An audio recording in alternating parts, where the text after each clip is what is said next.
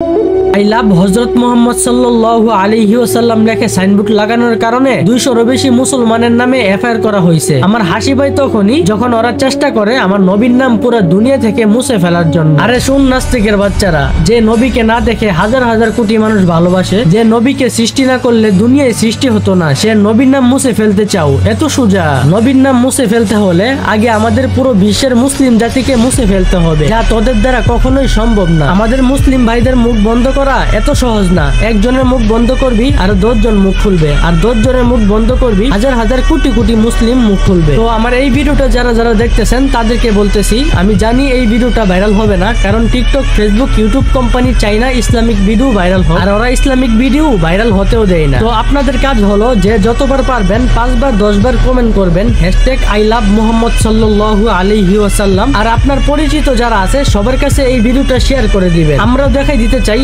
আমরা মুসলমানরা এখনো বেঁচে আছি। আমাদের প্রিয় নবীকে ছোট করে কিছু বললে আমরা এত সহজে ছেড়ে দিব না। আমাদের রক্ত গরম, নিজের জীবন দিয়ে দিব, তাও নবীজির সম্মানে আঘাত আনতে দিব না।